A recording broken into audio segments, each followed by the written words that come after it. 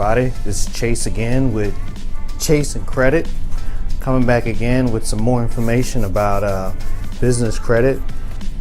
In the last video, we talked about what to do when your credit is affected. Hopefully, you got some good information about that.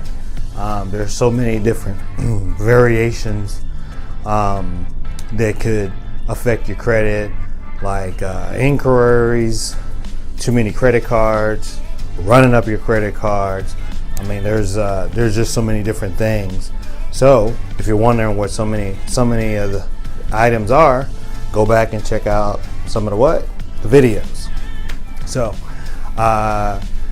today we're going to get into the subject of marriage and how that could affect your credit. So marriage, does getting married affect my credit? Well, let's talk about that. There's so many different times. There's a lot of misunderstanding when it comes to that. You got times where, couples will get together and they're dating, and there's goo and gaga going on, and they're thinking like, this is it. I met Mr. Right or Mrs. Right, and after that period, then the seriousness comes in. Are we going to move in together? Are we going to get a dog together? And all that. And then they're probably going to be thinking about, how's their credit? He's going to be thinking about, how's her credit? And she's probably going to be thinking about how's his credit. Or you probably should be thinking about that because you're going to be taking upon each other's responsibility.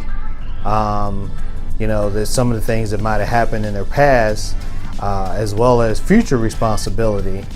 But that's when some of the misunderstanding comes in, which could send up the fireworks of trouble. Because you're thinking, before you get married, does he need to go and clean up her credit, or does she need to go and clean up his credit, or even worse, does she not need to move forward with him because he's got bad credit, or vice versa, which to each own is their preference.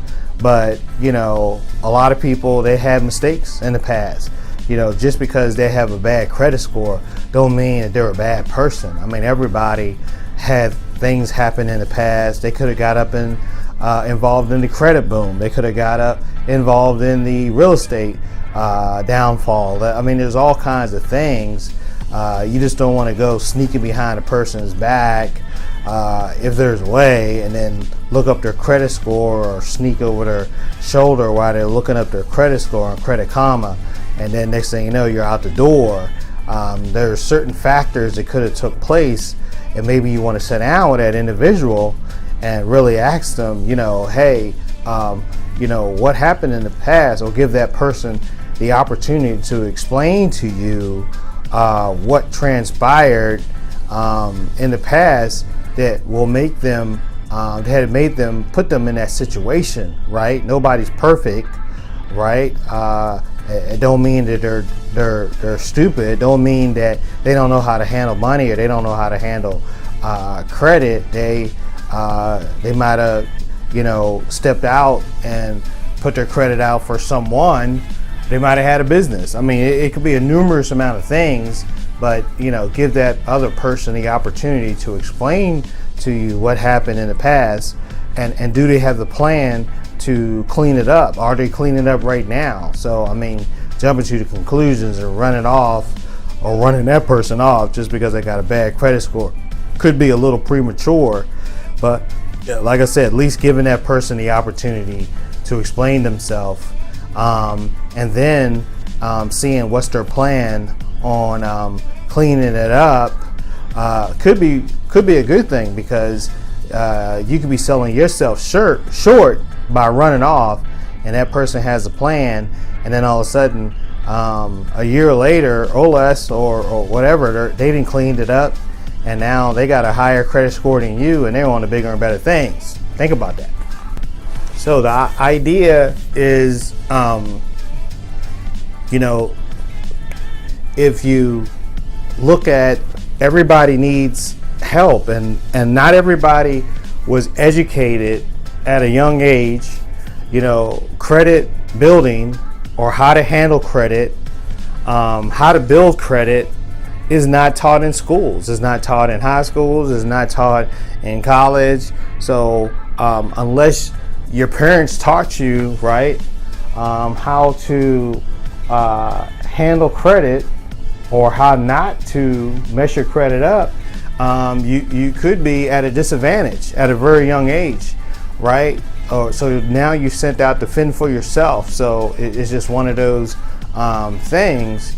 Or you could have lucked up and learned from an early age, and maybe the person that you're dating and about to marry might not have had that opportunity, especially if you're young, right? So, but again, marriage and credit, is one of those, credit is one of those taboos. I mean, like, do you just walk up to someone and say, hey, how's your credit? It's not one of those things that just easily talked about, because, talking about credit, is also saying, what kind of mistakes have you made in the past? So it's not an easy thing to talk about, especially when somebody's not in a great credit situation, right? If they got a low fives, then they highly likely had some bad mistakes, right, in the past. And then what you're saying to them is, hey, tell me about the bad mistakes you made in the past. That's not an easy conversation. So there's ways to handle it. There's ways to work on your personal credit. There's ways to rebuild it.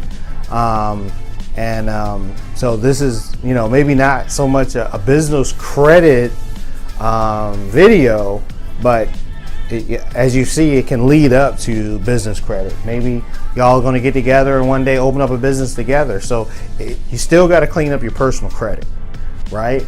So you as a couple, this is still a discussion that y'all need to have, right?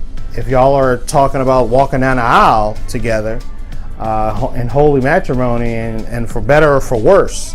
So if it's for better or for worse, I mean, do you still want that person because they got bad credit, right? Or will you still want that person because maybe later they make a mistake and they mess their credit up, and maybe yours get affected with it? I mean, are you going to be out the door because they mess up their credit and then maybe yours get affected with it?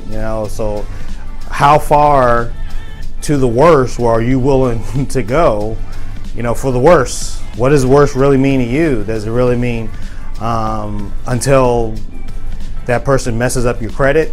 So just something to think about. Does getting married, will getting married affect my credit? So that's a very serious subject, because it's a life-changing subject. So it's something really to think about. But I just need to throw that in there because it has to do with credit.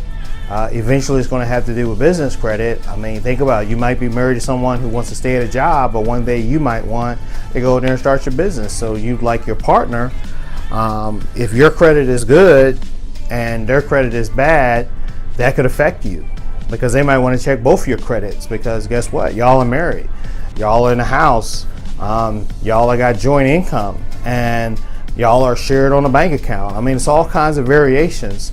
So this is a good topic, but I just wanted to share that in a quick video, and just something to think about. So again, it's all about strategy, right? As you're working on your credit, or as you use your credit, what strategy are you using for a later date? So just think about that. So again, this is Chase with ChaseNCredit, and if you like what you heard today, or if it's something that you didn't hear today, please leave a comment below. Please subscribe below so you can get more content about business credit. And we would love to hear those comments. We would love to hear the feedback, and come on back for some more. and we'll be talking to y'all soon.